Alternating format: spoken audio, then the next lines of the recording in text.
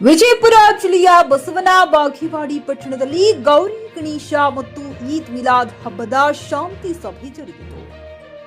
ತಹಶೀಲ್ದಾರ್ ಯಮನಪ್ಪ ಸೋಮನಕಟ್ಟಿ ಮತ್ತು ಡಿವೈಎಸ್ಪಿಯಾದ ಬಲ್ಲಪ್ಪ ನಂದಗಾವಿಯವರ ಅಧ್ಯಕ್ಷತೆಯಲ್ಲಿ ಪಟ್ಟಣದ ಯಲ್ಲಲಿಂಗ ಮಠದಲ್ಲಿ ಜರುಗಿದ ಗಣೇಶ ಹಾಗೂ ಈದ್ ಮಿಲಾದ್ ಹಬ್ಬದ ಪ್ರಯುಕ್ತ ಶಾಂತಿ ಸಭೆ ಜರುಗಿತು.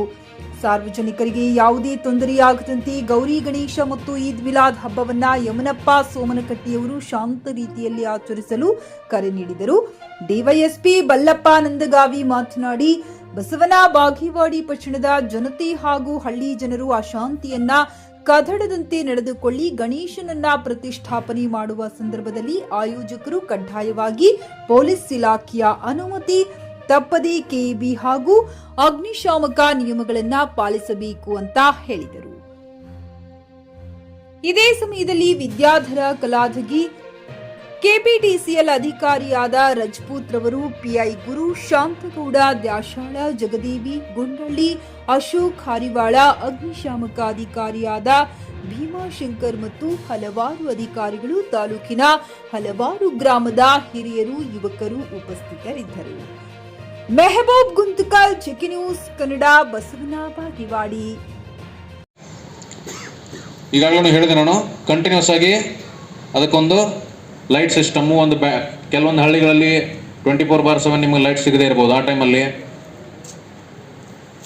ತಾವೊಂದು ಏನಾದರೂ ಒಂದು ಬ್ಯಾಟ್ರಿ ವ್ಯವಸ್ಥೆನೋ UPS ವ್ಯವಸ್ಥೆನೋ ಮಾಡ್ಕೊಂಡ್ರೆ ಒಳ್ಳೆಯದು, ಆಯಿತಾ? ಅದರ ಜೊತೆ ಈ ಗಣಪತಿಗಳು ಇನ್ಸ್ಟಾಲ್ ಮಾಡೋದಲ್ಲಿ ತಾವೆಲ್ಲ ಒಂದು ಸೌಂಡ್ ಸಿಸ್ಟಮ್ ಕುಂದಿರ್ಸಿರ್ತೀರಿ. ನಿಮ್ಮ ಸೌಂಡ್ ಸಿಸ್ಟಮ್ಮು ಯಾವುದೇ ರೀತಿಯ ಉಳಿದ ಪಬ್ಲಿಕ್ಕಿಗೆ ತೊಂದರೆ ಆಗದೇ ಇರೋ ರೀತಿ, ಉಳಿದ ಪಬ್ಲಿಕ್ಕಿಗೆ ಅಥವಾ ಅವರ ಜಾತಿ ಧರ್ಮ ಯಾವುದಕ್ಕೂ ದ್ವೇಷ ಮತ್ತು ಒಂದು ಹೀಯಾಳಿಸುವ ರೀತಿ ಮಾತಾಡಿರುವಂಥ ಯಾವುದೇ ಸ್ಪೀಚ್ಗಳಾಗಲಿ ಅಥವಾ ಹಾಡುಗಳಾಗಲಿ ಹಚ್ಚದೇ ಇದ್ದರೆ ಒಳ್ಳೆಯದು. ಎಲ್ಲಾದರೂ ಗಣಪತಿ ಏನಾದರೂ ನಮಗೆ ಇನ್ನೊಂದು ಧರ್ಮದ ವಿರುದ್ಧ ಅಂತ ಏನಾದ್ರು ಎಲ್ಲರೂ ಮಾತಾಡಿದ್ದು ನೋಡಿದ್ದೀರಾ? ಮತ್ತು ಗಣಪತಿ ಪೂಜೆ ಮಾಡಕತ್ತಿದ್ದವ್ರು ನಾವು ಯಾಕೆ ಅದು ಮಾಡಬೇಕು? ಕೆಲವೊಬ್ರು ಇರ್ತಾರೆ, ಅದು ಉದ್ದೇಶನ ಬೇರೆ, ಗಣಪತಿನ ಪ್ರತಿಷ್ಠಾಪನೆ ಮಾಡೋದು ಹೆಸರಿಗೆ, ಬಟ್ ಅಲ್ಲಿ ಉದ್ದೇಶ ಬೇರೆ ಇರುತ್ತೆ. ಅದೆಲ್ಲ ಮಾಡೋಕ್ಕೆ ಅವಕಾಶ ಇಲ್ಲ. ನೆಕ್ಸ್ಟು ಗೀತೆ, ಭಕ್ತಿ ಗೀತೆ, ಇವೆಲ್ಲ ಸ್ಪರ್ಧೆಗಳನ್ನು ಏರ್ಪಾಡು ಮಾಡ್ತಾ ಇದ್ದೀವಿ. ಅವಾಗ ಏನಾಗ್ತದೆ ಅಂದ್ರೆ ಅಲ್ಲಿ ಹೊಸ ಹೊಸ ಪ್ರತಿಭೆಗಳು ಹೊರಗೆ ಬರ್ತಾವೆ. ಹೊಸ ಹೊಸ ಪ್ರತಿಭೆಗಳು ಹೊರಗೆ ಬಂದು ಅವರೆಲ್ಲ ಸರಿಗಮಪ ವಿನ್ನರ್ ಆಗುವಂಥ ಒಂದು ಆಶಾಭಾವನೆ ಇರ್ತದೆ.